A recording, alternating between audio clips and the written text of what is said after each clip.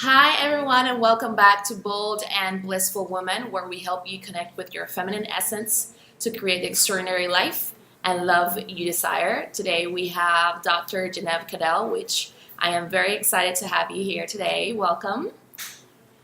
Hi, welcome. Thank you for having me here. I'm excited to be here. I'm glad to do this interview with you. Like today, Dr. Jenev is going to be talking to us about how to master or how to grow our businesses and our relationships at the same time. Would you mind sharing a little bit with the audience what is it that you're currently doing and what your topic is going to be about today? Sure. Well, I work with entrepreneurs and their partners to help, and or their partners to help them create amazing relationships. My background is as a psychologist, and I've learned a lot about love in my journey there as a psychologist, and really some of the latest scientific research about what really makes love work. And so my mission is to spread that everywhere because we can all feel a lot better and do a lot better when love is working right in our lives. And so that's really what I do. And I'm excited here to be here today to share this with you and your audience. Thank you Nicole. so much. I'm super excited about this topic. I've always been about integrating the and. So I know that there are a lot of women out there that desire to know more about this. So my first question is that you mentioned that you work with couples and you also work with single women, right? So hmm let's start first with single women. What advice do you have for women who desire more love, but are also very resistant to go there because they want to put their business first or they don't know how to balance both areas? Yeah. Well, I believe that you really can have it all. I know that when you start up a relationship or you start up a business, you've got to be all in. And so I think that, it really depends on what phase they're in their business. If they're really just starting up, that's where a lot of the work goes in. That's where a lot of the investment of energy, emotional energy, time, money, that's where a lot of that goes in. But that definitely ends at a certain point where you can start to automate things more and have more of a rhythm. So it's a really personalized approach that I would advise people to take with it. There's no sort of one size fits all with this, but it really depends on what is sort of front and center for you right now. And the problem that the problem that I see people dealing with though is that it becomes all business until ever and ever and ever. So I think that it does make sense to, you know, work on your business in such a way that doesn't take over the rest of your life and that leaves room for love if that's something that you're looking for. But if your relationship and your business, you have a relationship with your business as well, right? And they can often compete. Your business can be like a third party in your relationship if you're in a relationship, and your business can also be like, your partner if you're not in a relationship. So being able to manage the two is really a personal thing about what's most important. And if you want them both, you can by all means have them both. Perfect. I love that answer. So, are there any signs that a woman can look out for if she has been placing her relationship with her business first because she was just starting that indicate to her that she can start to lean back and look out for love, right? Like, Yeah, yeah, no, that's a great question. I think it really is about really being in touch with yourself and knowing what's really important for you. So having, if you feel like you're in the flow with your business and you're maybe putting in, 16 hours a day, but that feels right and that's exciting and that's fine. And some people don't really they don't care about love at that point because they're so all in and it's the same kind of process. And I respect that and that's great, right? But if you start feeling like, oh, you know what, I actually, maybe don't want to be working on my business as much or also desire to have love at this point, then that's really a first indicator right there is something that you feel internally like, okay, you know what, I'm ready for a relationship now. If that's not something that you have and you want. that's beautiful, right? So it's about as soon as the desire starts to pop up, right? And you allow Yeah, and yourself to give that time. totally. And obviously you still, if you have a business, it is something that you need to put a lot into, especially in the beginning, if you want to be in that, 5% of people who make it or whatever the statistic is. But you've got to honor yourself above and beyond that. And if that means, finding a partner, then by all means, spend some time doing that. And once you are in love, that can really support you in business as well. Perfect. I love that. So, are there any advices that you have for women who desire to be supported, right? So, let's say that they desire to go after a relationship while they've been creating their business. Like, are there any tools that they can start to implement so they free up some time to call in that partner? Yeah, I think that's part of it, is freeing up time to call in that partner, right? And really freeing up the emotional space and freeing up the energy, and whether that means visualization or any of that stuff, to kind of really put that front and center and allow yourself to have the opportunity to to meet with people, to connect to people.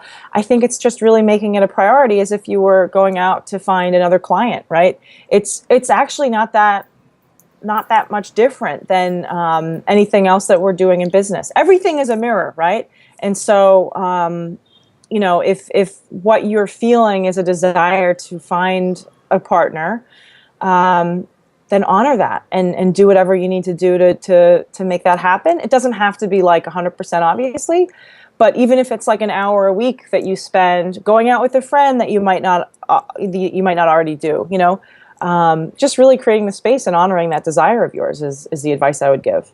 Perfect. Yeah, I think that's beautiful. And I've seen, at least personally in my case, where I've seen it with a few women as well, is that at the beginning stages of our business, we would say that we wanted to focus on our business because we had no time for love. But in reality, it was just a desire to just like focus on my business because I didn't want to see certain cracks or certain behaviors or certain emotional wounds that I had in terms of finding love. So, do you have any advice for women who really want love, but they're actually scared? Yeah, I definitely do. Yeah. Our relationships are where I think we do the most growth, and they are where we need to be the most vulnerable, and they are where our core wounds come up, right? Which is why I love working with relationships. It's true in business too. I mean, there's really, again, not that much difference. But, the good news is that we're all wired for love, and that, what I think what the myth is that if we had difficult upbringings and didn't learn about how to get love right and had the wrong kinds of role models, like so many people, the myth is that you're screwed, basically, and that you're never going to be able to make it, right? But the good news is that as humans, we are so resilient. We are wired for love. We grow toward love like the sun grows to the flower, right? Not to get all like poetic or whatever, but it's something that is part of how we're wired. And if we take that risk to find it and to put ourselves out there, and I guess the advice I would say is to just like take it on your own terms. Take it slow, right? It doesn't have to go faster than you need it to go. But the good news is that it's something that we all grow toward, and that we can change up old patterns that maybe didn't work in the past. And thanks to all this new research in neuroscience and psychology, there's actually like a pretty clear roadmap about how to get there. It's not necessarily easy, especially for people who have experienced traumatic interpersonal relationships, but it's definitely possible. And so my advice would be that, if you're feeling this, right, something's missing, maybe you're scared of it. I mean, things that are worth doing are never really comfortable, are never really easy, do take a lot of risk, right? Just like starting a business. And so the good news is that this is something that's available for all of us because we're human. And so I would just encourage anybody to go after it. Right. I do think it's super important to also be supported here, right? Because I think, or from what I've seen and I've heard from clients and with people that I've talked to, is like, they say, Nicole, like a business for me is easy. Like my job, that's easy because, it's just numbers, it's, all this data and I can handle it. But dealing with emotions, that's, a lot harder. So this whole summit is about connecting with those emotions and just letting you know that it's actually very possible and it's safe for you to connect with your emotions, right? Because that's what's going to give you more growth. And I just think that's very beautiful. Another thing that I wanted to ask you is, yes, please share. No, I just love that you said that. I love what you're doing, and I love it because You're right. People can get so scared of their own emotions, but when you just lean into them, they're your best guidance system. They're the best guidance system that exists. And this is true no more than in love, right? I mean, it's true with everything, but especially, I'm so glad you brought up the emotional piece because that's really what it's all about.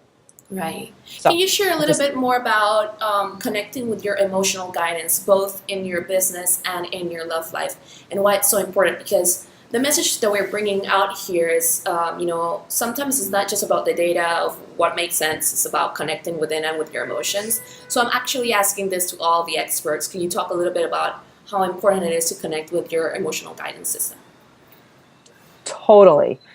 Ironically, I'm a certified emotionally focused therapist, right? This is how we help couples with love, is by having them do this. Because when you can, the problem with, I'll tell you first how we do it wrong. Okay, because we're all doing it, right? The way that we've been brought up is to think that we don't have emotional needs, that when we connect with others, that codependency label gets thrown around everywhere. Oh, you're codependent and you can't depend on each other. You're too needy. You're too clingy. You're too whatever.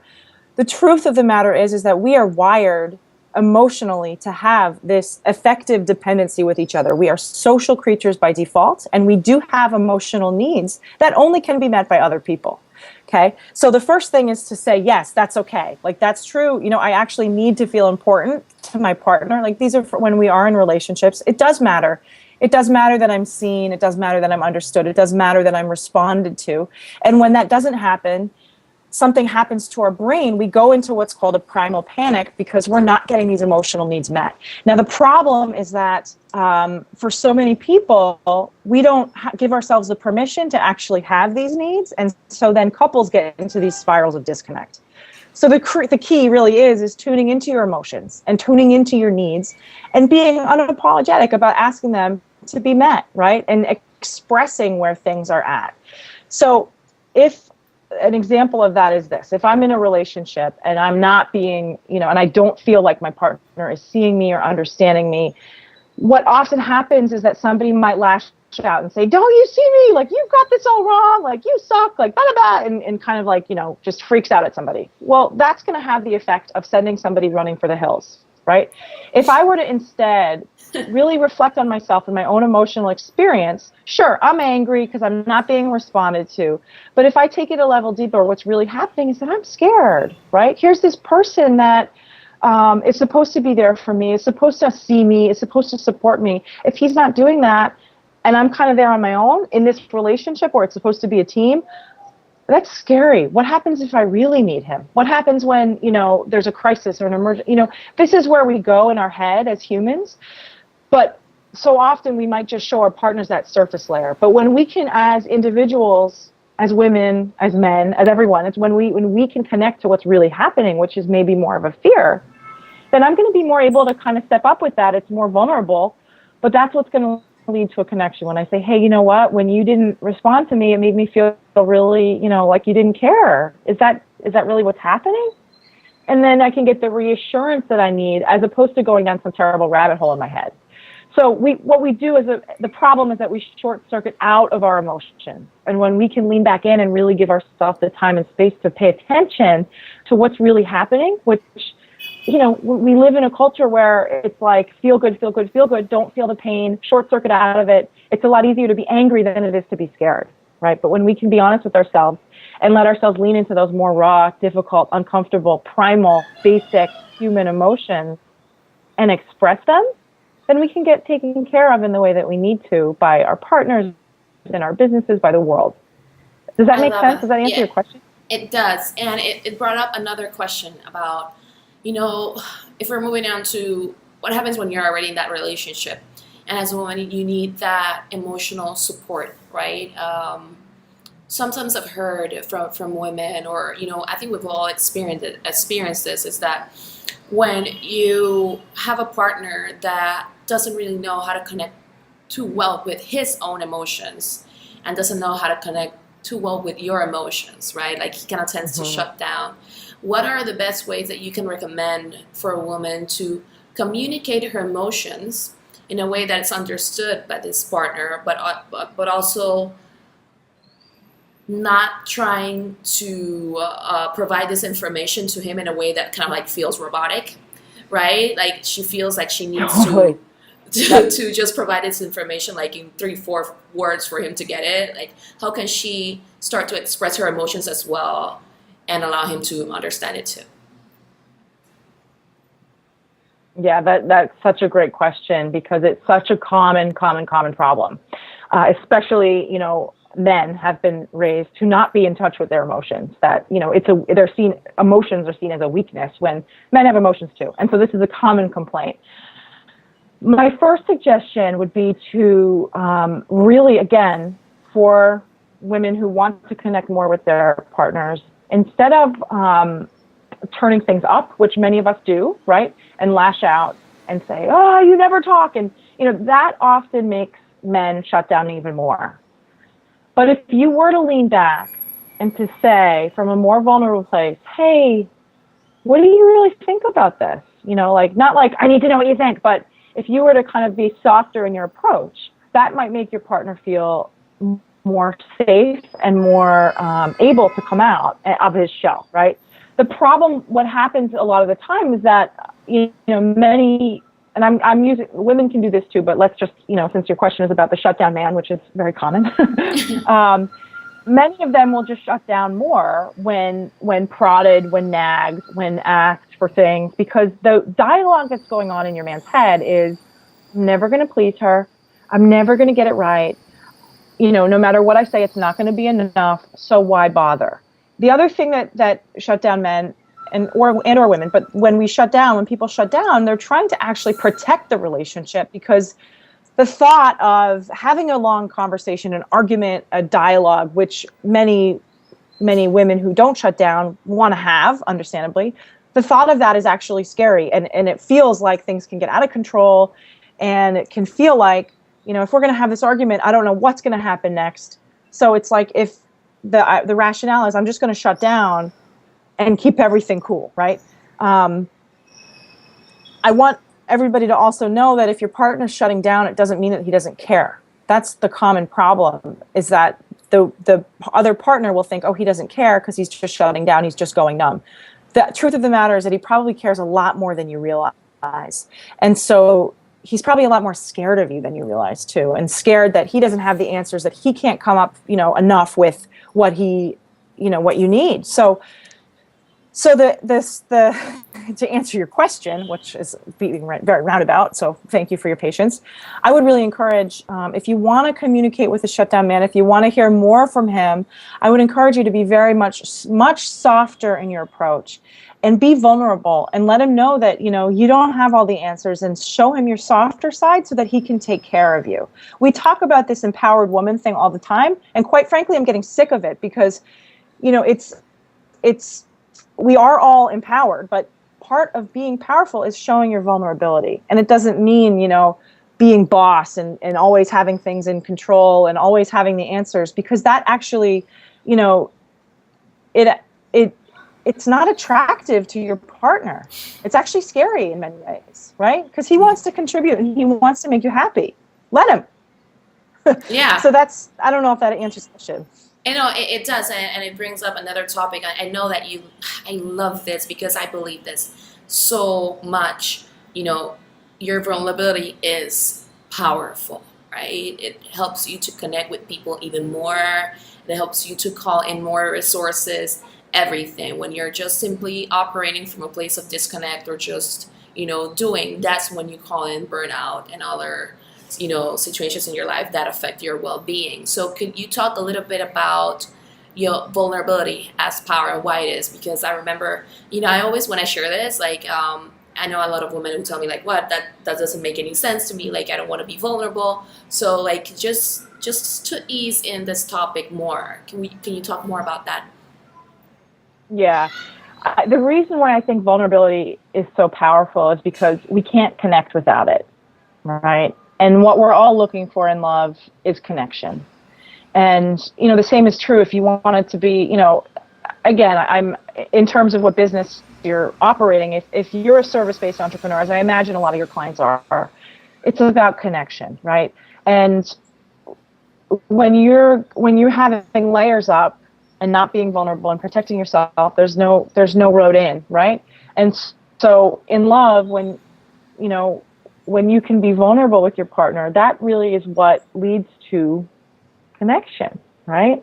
If he can really see you in your most raw self and still love you and still be there for you and still comfort you and take care of you, just as you take care of him. I'm not trying to like create this image of a one-sided relationship. It goes both ways. But when you can be vulnerable together, like, oh man, like anything else is possible. But the power is really in the vulnerability, because you can't connect without it. And that's what life is. I mean, life is about connection, integration. Anyway, I could go off philosophically on that, but I love that. I'll stop. It's a powerful, powerful topic. And, I had this really unique thought that came up in my mind, and I'm just going to share it and ask you about it. What if you, as a woman, are thinking, well, you're expecting the man to be vulnerable first? What if it's at first like, I don't want to do it, he needs to do it first, why should I do it? Like, what's the best advice that you have for that situation? The best advice I have is to sort of, if you're feeling squeamish about it, right, I would suggest you to slice it thinner and just show a little bit more, just a little bit more. That makes you a little bit uncomfortable. You don't have to it doesn't make sense to get super vulnerable right away. That's actually dangerous, right? And I'll also say this, that what I'm talking about is actually the worst advice if you're in any kind of abusive relationship. So do not be vulnerable if you're in an abusive relationship. That's not good. But I would encourage anybody to take it at their own pace and to take it slow. And, your partner is a reflection in many ways of you, right? The world is a mirror, right? And that's true in our relationships as well. So if you want to see something, give it. If you want to be appreciated, start appreciating your partner. If you want to see his vulnerability, show him just a little bit and see what he does with it. So you can test it out and take it at your own pace. Yeah, that's I love how you share that. And I do think that everything is a mirror as well. Like, I've seen it happen. If you're expecting more love from your partner, give it to yourself. If you are expecting more support from him, give yourself more support, etc. It all really starts within you. So, can I say something about that real quick? Yeah. Just because I do have a problem with the whole self-love thing as well. We have not been born here to love ourselves. I mean, I'm all about self-love, but I think that there's been a problem with the whole self-love train. I think it's run off course because it fails to mention that we are social creatures and that we do need love from each other. And so it is a spiral. So like, yes, self-love, but we can't get that on our own. We need to have that from somewhere, whether as an infant we got it from a parent, whether we got it as a child from a teacher or from a sports coach or whatever. But it is about showing ourselves that love. It's also about showing your partner that love. So I just wanted to kind of say that as well. No, and it's a beautiful thing that you mentioned it, right? Because it's not just going within. It's part of the process. But sometimes, what we see is that we're looking for it on the outside, not necessarily like it's kind of like we're missing a part of the equation, right? Either you see people that are looking for it on the outside, others just want to get it on the inside, but it's always just about embracing the mix, and totally that's what makes it really beautiful and fulfilling. I wanted to ask you, so when you're in a relationship and you're also building your business, what are the 4 common mistakes that you currently see women do, and how to handle both things at the same time? Yeah, that's a great question. There are lots of traps that businesses can set up for us, right? And I think one of them is just really treating your business as number one. And look, I get it. Like I want to treat my business as number one a lot of the time, but I know I can't, right? Because I know it's not, at the end of the day, it's not really what's, super number one to me. It is my relationship. When we've got to, I think a lot of the times the first mistake is that, your business can really be like a third party in your relationship. It can really compete for the same kind of emotions that your partner deserves, right? So if you think about it, we're excited, we're in love, we're passionate, we're lit up, we're totally enamored by our businesses, right? our partners can start to feel a little bit left out sometimes if we let that go too far, right? So that's one. And the second thing is to really, not have boundaries and to not really take care of your relationship and to have it be all business all the time. I often compare there, right? We talk about how our businesses are like our babies, right? Your partner ain't the father unless you're in business together, and most of the time that's not the case. So in terms of boundaries, I mean, not only with time, obviously, but also even with like discussion. Your partner doesn't really care, not necessarily care about your business, right? If you're with somebody who's in a typical corporate job or whatever, like you don't necessarily care about all the details of his business as well. So, I mean, I think it's great to talk about stuff like this together.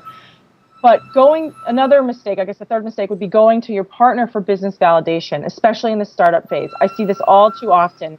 Women come to me and they complain, my partner's so negative, he doesn't support my business. When all you're doing is focusing on your business, and it's no wonder that he doesn't support it, because it would be like supporting you and having an affair, right? So a third mistake would be to, try to get that business validation from your partner, try to get the answers. If he's an entrepreneur, that's one thing, but, I often say that many of us are, in relationships where one partner is the dreamer and the other partner is more of the practical person. And quite often, if you're an entrepreneur and you're not with somebody who's an entrepreneur, you're with someone who's more of a practical person, he's not the person to get the business advice from. So I would suggest, you get a business coach, you find a community, you find a mastermind partner, you find your people to kind of talk about that business stuff with. And you also, make sure your partner knows how much you care about him as well, and feed that relationship too, because that's the one, businesses change, businesses grow, but that's the one that you're hopefully going to the grave with, right? So that's another piece of advice. And again, like relationships, I'll say one more thing. Relationships are an extension of self-care. I think this is another piece that we lose in the conversation a lot. I think it's becoming more maybe in the dialogue, but we talk about self-care. Self-care is so important. As business owners, we can really put ourselves last sometimes, and I'm sure that's not a good idea. Yeah.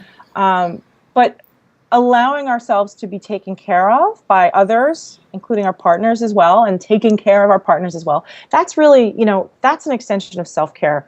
There's been so much research that's done that's shown, when you're in a strong, healthy, and stable and committed relationship, you are much more able to face the world. You're much more able, you're healthier. I mean, there's on and on all kinds of benefits. So take care of that. That's an extension of self-care. That's a way of taking care of yourself. So that's a few. I'm kind of all over the place, but I hope that's... beat me to the question, right? With that last comment, so I'm just going to ask it now. Why is being in a relationship so important to also, take in terms of self-care and in terms of creating an even more successful business? Well, this is a really good question. And there's all kinds of research that shows just how strong a healthy relationship makes you. So the old conversation is, you need to be independent. You need to pull yourself up by your bootstraps. You can do it all on your own. And this is really a feminist conversation in a way. But I think we're moving way beyond that, because we're learning now through science, through, brain scan technology, MRIs and whatever.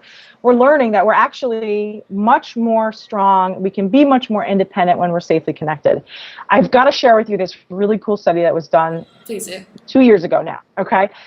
Basically, they showed, I'm not going to tell you the whole study, but the point is that there's actually been brain research that shows that when we have stronger and more secure relationships, our brains are more resilient to fear, which means we can take risks more, which is really key for business owners, right? Because we're taking risks all the time, like smart risks. And your brain actually has a different response. You can take more pain in your life as well. Social pain, this is actually super interesting. Social pain and physical pain are experienced in the same part of your brain. And so when you have a solid relationship, you can actually take more physical pain, right? And you can take more social pain. Now, I know as a business owner, I have to put myself out there all the time. I know it's not always easy. I know that sometimes, people aren't going to respond to whatever thing I have to say. And it's like, no one cares and da-da-da. But when you have a solid relationship, it's so much easier. It's like, okay, whatever, at least the ones who count care about me. You know what I Yeah. mean? So I think part of this dialogue is admitting that we are social creatures and we do care what each other think. Now, I know we don't want to take that too far where everything is about that. But anyway, so I mean, there's countless studies that have been done. People live longer, people are healthier, people are happier, people make more money, you're more successful.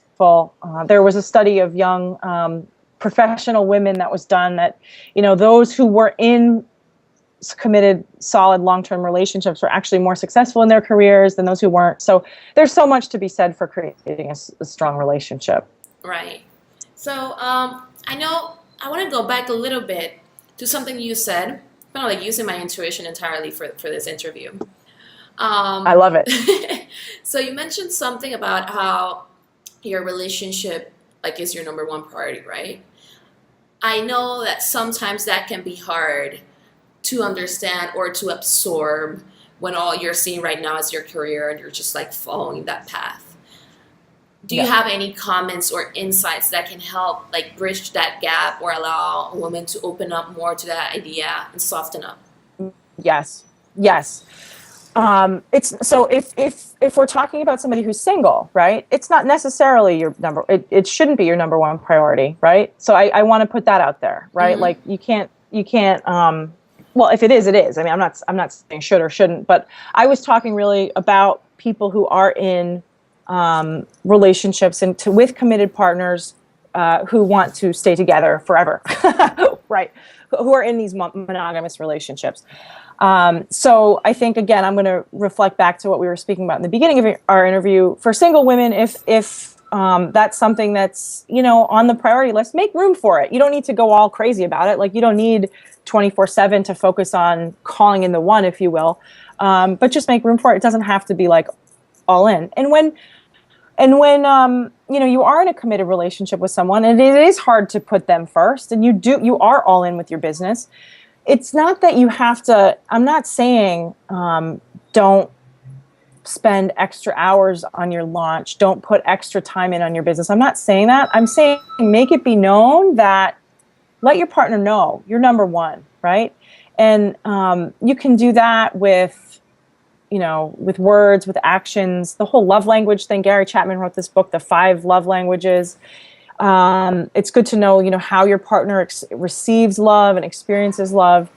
But if you're in a busy time in your business, you don't need to put the brakes on. You need to, just really communicate what you're doing and say, hey, hon, I love you so much. I am all in with my business right now. You might not see me that much in the next week. Let's plan this for afterwards, right? So just being open and letting him know or her know, your where you are and what's going on, and not letting the relationship just get shoved under the rug. So Right. Being conscientious, being intentional, being clear about what's happening. Does that make sense? So I'm not saying you need to work, only 8 hours a day on your business and you need to cut it off and you need to have dinner every night. No, I'm not saying that. But I am saying, be clear and communicative about what you're doing. Be intentional. When you're together, put your phone down. Make sure you have some time where it's really with you.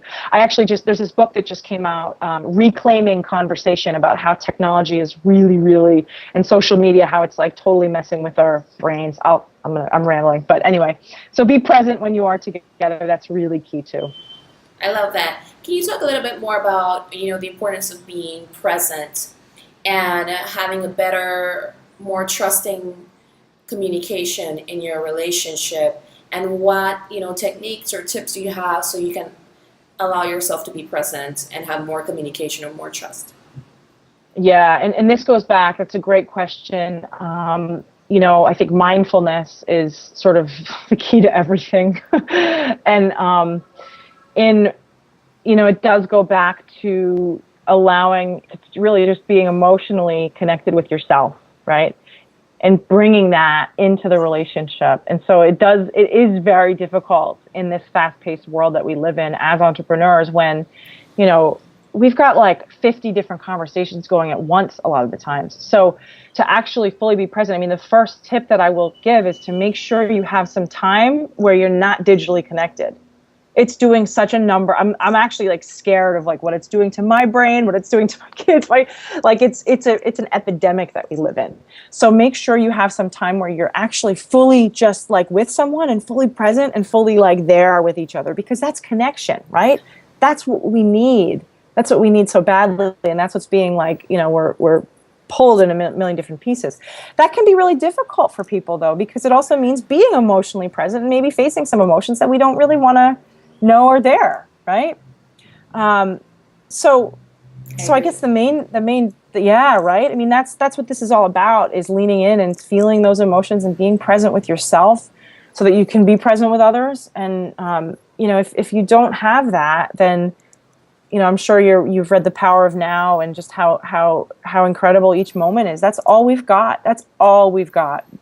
There was a, quote I recently saw by Steve Jobs about how, when he looks back, it's about love. It's about, being present, not burying yourself in work. I can't really say what it was exactly. I know exactly the one you mean. Yeah, I read it recently too. I think that's beautiful. So, and more than anything, yes, I think it's about allowing yourself to be present. And I also know that, a key point in having a successful relationship and business as well as trust. Could you expand a little bit on trust and how you can create that?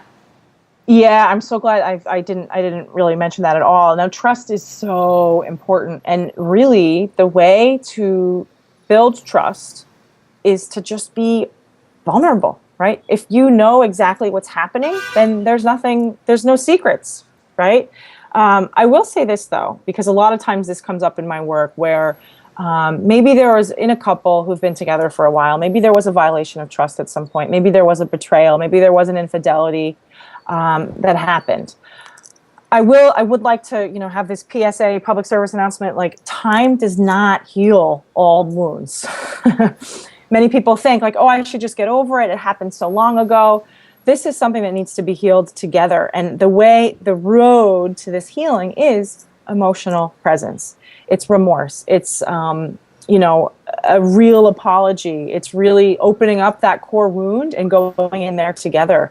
So when you can actually have that emotional connection and that emotional vulnerability and go in that emotional painful place together, that's where the connection happens. That's where the healing happens.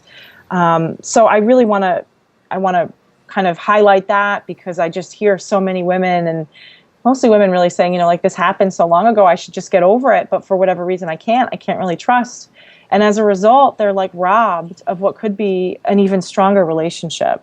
So I just had to throw that one in there too. That makes me want to ask another question. Basically, so you were talking about a violation of trust, right? So let's explore both scenarios. What happens if, the woman that's building her business and all that sort of stuff, she was the one who did the violation of trust. Her partner is willing to forgive her, but she herself can't see her being worthy of that, forgiveness in that process. Mm-hmm. How can she explore that wound with him and go further? Oh, that's such a great question. And it's so funny because that happens a lot, right? But it's so difficult to even go to that place of even that acknowledgement. Like, I don't feel like I'm worthy of that forgiveness because it's so painful. It's such a core wound, right? Mm-hmm. So to even, I think the first thing would be to even just articulate that. Actually, maybe not even the first thing, maybe the fifth thing is to get to that place where she can actually articulate that. And even in that articulation in itself, like, this is not as complicated as difficult as it is. Like, it's very difficult, it's very hard, but it's very simple actually, because it's just saying that to your partner, right? And accepting how he feels, accepting his emotional reality, that you are so deserving of that. And if, I think the problem with these violations of trust is that the offender has a really hard time owning up to the offense because there is so much shame, right? And shame is a very scary and difficult emotion because it will swallow you whole, and it will break that bridge of connection. And that's sort of the opposite of what we want, right? So I think that just to be able to have that conversation together, sometimes it might take a third party to help facilitate it because it is really murky waters that you're traveling in. But to be able to have that conversation together and to be able to just like slow down and, allow yourself to grieve the fact that you did something that you're deeply ashamed of, and remember that you're human and you were probably doing the best that you could in whatever situation. We all make bad decisions sometimes. We all screw up, and self-forgiveness is huge. Now, there are also a number of, techniques and things like that you can work on with somebody, whether it's, some energy psychology type stuff or, emotional freedom technique is part of that, to really kind of help with that self-forgiveness piece. But that's huge. I mean, forgiveness is like king of everything, or queen of everything for the Yes. So I truly being believe able that. to have that conversation again. So what happens, like, in your own opinion, or like does the same knowledge apply that, the partner was the one who did the violation of trust? What is one healthy way for them to go through that process? So the process goes like this, and this is not, I did not make this up. This is from my mentor, Dr. Sue Johnson, who's created emotionally focused therapy and has helped, I can't even begin to tell you how many, bazillions of couples and therapists and people learn how to do this and heal from an infidelity and violations of trust. But basically the process is this. The person who had, been cheated on, or the one who was, I don't want to say victim. I mean, it's always whatever. Everybody's in it together. But the person who had been violated, trust has been violated, has to really be able to go to that emotionally soft, core, wounded place and express that, right? That can be difficult because you need to be with when you're doing that, it's important to know that your partner is going to hear you. And many times it doesn't happen. The partner shuts it out. They say, oh, just get over it already, da-da-da. That's where a third party facilitator can come in and really create the space and prime each of them to kind of really be there together. But so ideally, the wounded partner expresses the core, felt, vulnerable, horrific feelings and lets the partner know. And the partner needs to take that in and have empathy for it, right? And this is where a lot of the times it gets tripped up, because a lot of times, like I said, there's so much shame there that it can be hard to actually accept the fact that you did this to somebody that you actually really love. But ideally, what then happens is that the partner really has empathy and really hears it and really feels it and is remorseful and really sorry. Not like, oh, I'm sorry I did that, but, let's go get Chinese food or whatever, right? But really is deeply sorry. It's funny because I have a blog, anyway, I just wrote a blog post on this. Yeah, that's great. But, right, I mean, see, synchronicities, right? Yes. But really has to own his part or her part and acknowledge it and really feel your partner's, pain and let them know, this will never happen again. I can't believe I did this to you. I feel so horrible and I'm so sorry. And, the partner then the other partner needs to say, yeah, well, this is why, I said, I'm never going to allow you to affect me like that again in my life, right? I'm never going to do it, and have that conversation and talk it out. And in so doing, that trust gets rebuilt, that emotional connection gets rebuilt, and they start to feel close together again. So that's kind of what needs to happen. But we all like to short circuit out of the bad feeling emotions, like we said in the beginning, and, take the happy pill and move on and have some kind of really positive meme that says how we are so awesome. Woo, Thank you. And I know exactly what you mean. It's just a matter of facing everything, right? The good emotions, the bad emotions, and allowing yourself to transmute that and move beyond that, right? So I just think that an advice that really bothers me the wrong way, especially when it's about, law of attraction, manifesting, all this sort of stuff that you've heard. And it's all about just feel good now. And, if you're feeling bad, brush it under the rug. No, it doesn't work that way, because you still have it inside of you. So you have to feel it out and then focus on moving forward. So absolutely. I think that's a very beautiful point to make. And I just wanted to thank you so much for this interview. Like at the end, I kind of like went really deep. But when I heard you talking, I was just like, I have to ask this question because I know, how important it is to really work through your stuff out in a relationship. And I think that you have provided great, great, great feedback. So thank you so much for being part of the summit. Thank you. I know that you have a very special gift for your viewers right now. So if you could describe it a little bit, I've already seen it, and I know that it's like Sure. really good and powerful. So. Oh, I'm glad you like it. It's basically it's an interactive PDF worksheet that teaches some more of the science of love. It's called 5 Steps to Be Wealthy in Love and More Successful in Business. And it's basically, something that you can do to understand your role in your relationship and how to create a super solid relationship. So enjoy. Thank you so much for having me, Nicole. It's been such a great pleasure speaking with you, and I love what you're doing, and I'm grateful to be a part of your summit.